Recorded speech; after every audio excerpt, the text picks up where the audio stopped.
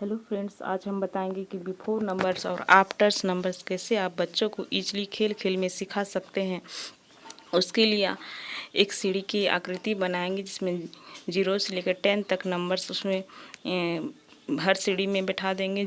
0 1 2 3 4 5 6 7 8 9 10 और उसे एग्जाम्पल देके बताएंगे कि खरगोश रैबिट जब ऊपर जाता है तो एक एक सीढ़ी पड़ता है, वह ऊपर पहुंच जाता है। जैसे 0 से 1, 1 से 2, 3, 4 ऐसे ही। और फिर जब वह नीचे आता है तो एक एक सीढ़ी कम हो जाता है, जैसे 10, 9, 8, 7 ऐसे ही। तो और उस बच्चे को यह बताएंगे कि जब वह ऊपर जाता है तो एक एक सीढ़ी बढ़ता है तो वह आफ्टर नंबर हुआ, जब नीचे जाता है तो एक एक सीढ़ी घटता है तो वह बिफोर नंबर हुआ। बच्चे को 3-4 बार कराते हैं तो बच्चे इजीली से सीख जाते हैं कि आफ्टर्स नंबर्स किसे कहते हैं और बिफोर नंबर किसे कहते हैं। आफ्टर्स नंबर में एक नंबर्स बढ़ता है और बिफोर्स नंबर में एक नंबर घटता है। और यह बच्चे को अच्छा तरह से पता चल जाएगा कि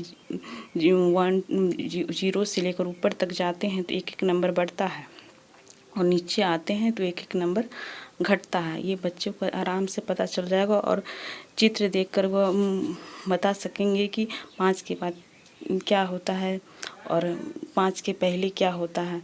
ये बच्चे को अच्छी तरह से समझ में आ जाएगा। अधिकतर पेरेंट्स बच्चे को सिखाते हैं कि सीरियल नंबर दे देते हैं और फिर उनसे पूछते हैं कि 5 के बाद क्या होता है और 5 के पहले क्या होता है, ऐसे ही पूछते हैं तो बच्चा को आसानी से समझ में नहीं आता है तथा वह आफ्टर्स नंबर बता भी देते हैं लेकिन बिफोर्स नंबर नहीं बता पाते हैं। अगर हम इस मेथड से बच्चे को पढ़ाएंगे तो कि बच्चे इंटरेस्ट के साथ सीखेंगे भी और उन्हें आसानी से समझ में भी आ जाएगा।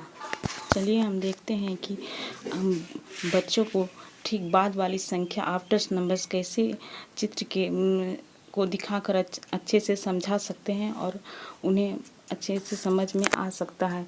जैसे 2 के बाद क्या होता है, अगर बच्चे को यदि चित्र दिखाकर पूछेंगे कि 2 के बाद आफ्टर्स नंबर क्या होता है तो वह चित्र देखकर आसानी से बता सकते हैं कि 1 प्लस होने पर वह 3 हो जाएगा और 5 के बाद 6 हो जाएगा। और बच्चे को यह भी ध्यान देकर बताएंगे कि आफ्टर्स नंबर्स हमेशा नंबर्स के राइट साइड होता है और बिफोर नंबर्स हमेशा लेफ़्ट साइड होता है। अगर राइट साइड लिखना हो तो एक प्लस हो जाता है और लेफ़्ट साइड में एक माइनस हो जाता है। ये अगर हम 2-3 बार प्रैक्टिस कराएं तो बाद में वह बिना चित्र के ही बता सकता है कि हर नंबर्स का आफ्टर्स नंबर्स क्या होता है और हर नंबर्स का बिफोर नंबर्स क्या होता है, वह इजीली बता सकेगा। बिफोर नंबर्स की प्रैक्टिस भी हम ऐसे ही कराएंगे। चित्र देख के उनसे पूछेंगे कि हर नंबर्स के लेफ़्ट साइड में क्या होगा, तो जैसे 5 के लेफ़्ट साइड में एक माइनस होने पर 4 हो जाएगा तो वह बच्चा चित्र देखकर आसानी से बता सकता है कि खरगोश नीचे आता है तो एक एक माइनस हो जाता है, तो वह आसानी से बता सकेगा कि 5 के पहले 4 होगा। उसी प्रकार 8 में एक माइनस होने पर 7 होगा।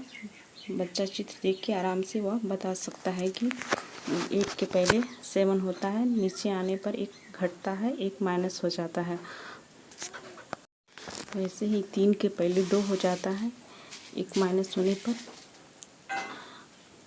और 7 के पहले 6 हो जाता है, एक कम होने पर। चित्र दिखाकर हम आगे बच्चे को बिटवीन नंबर्स भी आसानी से सिखा सकते हैं कि बीच वाले नंबर्स क्या होंगे।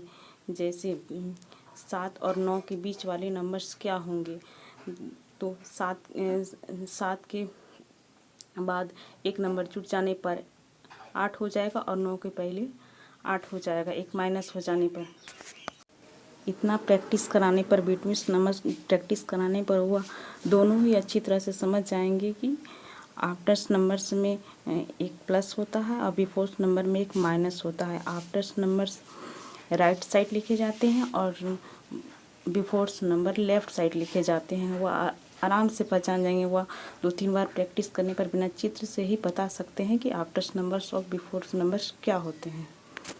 आपको ये मेरी छोटी सी टिप्स बच्चों को easily Bofors numbers, afters numbers और बिटवीन नंबर सिखाने का पसंद आया होगा। अगर पसंद आए तो वीडियो लाइक करें और हमारे वीडियो में अगर नए हैं तो चैनल ज़रूर सब्सक्राइब करें, क्योंकि आगे हम वीडियो डालते रहेंगे जिससे पेरेंट्स घर पे ही बच्चों को खेल खेल में आसानी से पढ़ा सके, के साथ आसानी से सभी चीज़ों को सीख सकेंगे।